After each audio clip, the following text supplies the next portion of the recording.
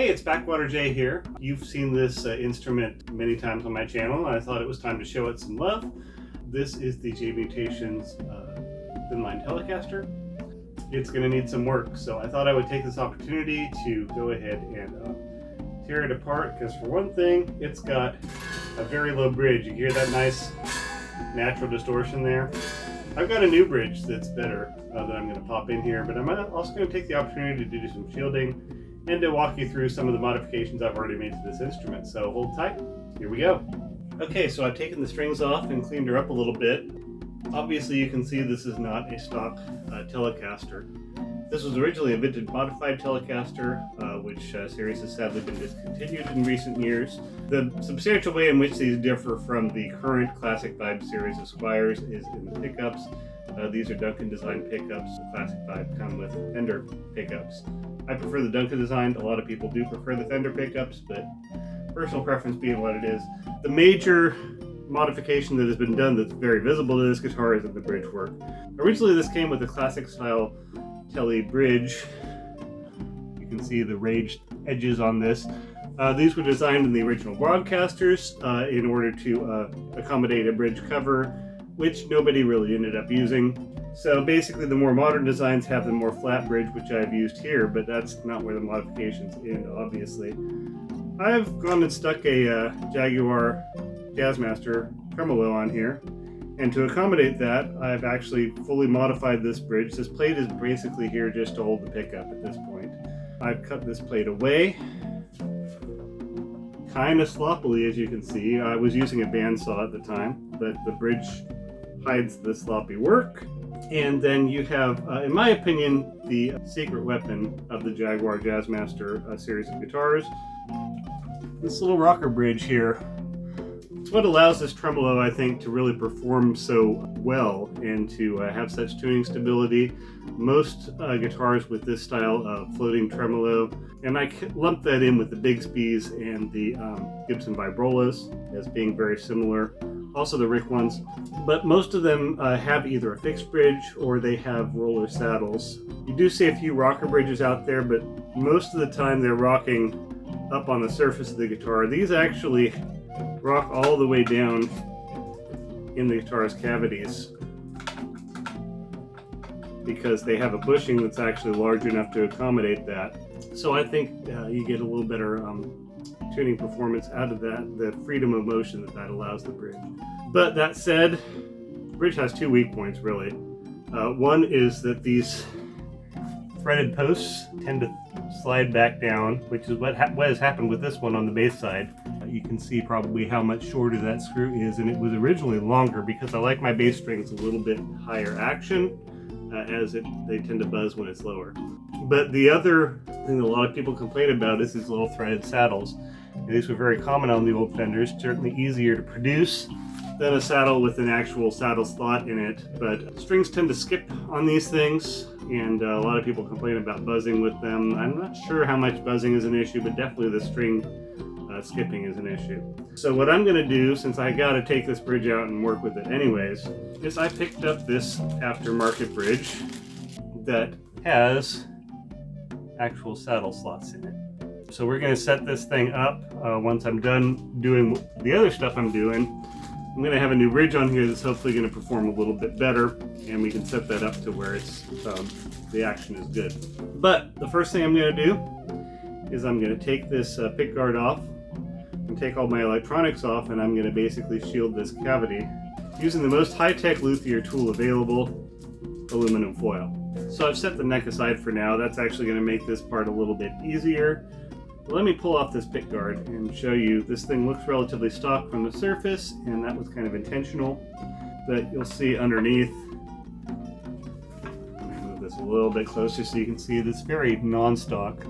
We have here a super switch, which is a 4-pole 5-position switch, very, very different from the 2-pole 3-position switch that is on a normal Telecaster.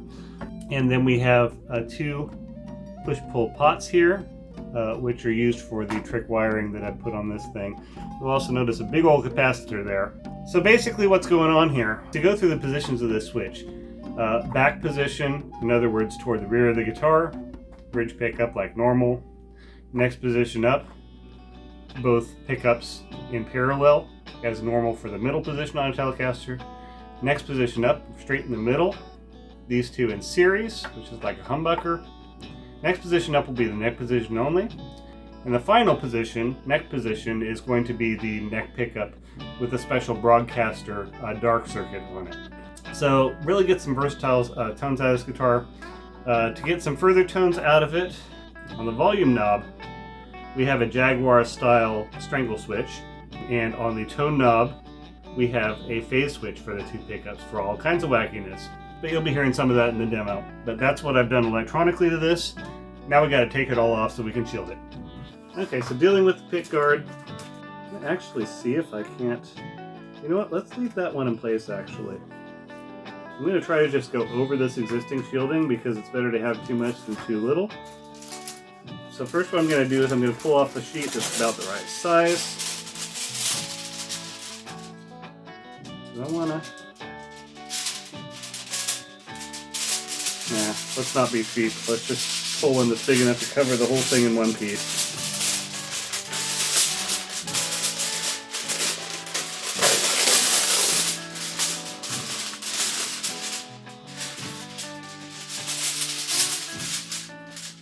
Alright, so we want to kind of go that side down. So we got the shiny side up here. I don't know how much of a difference that makes, but I think that the duller side is going to stick to the glue a little better. And then I'm using Loctite all-purpose glue. Pretty fast drying. Not quite a super glue, but you know, it gives us a little wiggle room in case we need to move things around.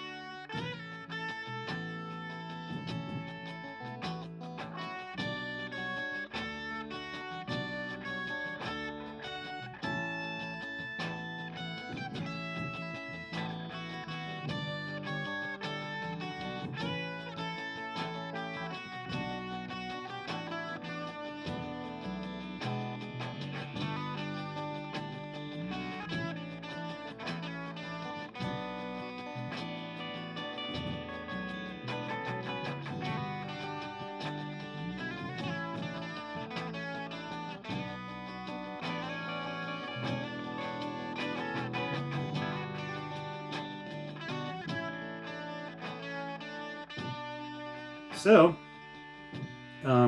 next step is we put this all back together, really. Okay, so now I'm going to take this new bridge, and it's a good retrofit for these existing grommets.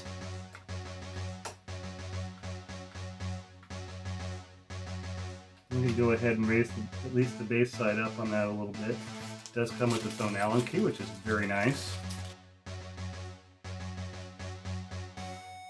A little bit of a bias toward the bass side. That's pretty good. Let's raise the saddles on this bridge and then we'll see where we're at.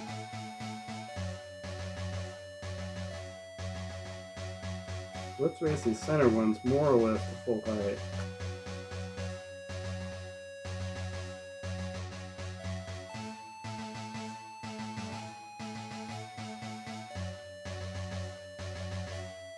The idea is I'm trying to get these saddles as much as possible to where I can palm mute without having to worry about these things poking into my hands. And I'm just eyeballing the radius here.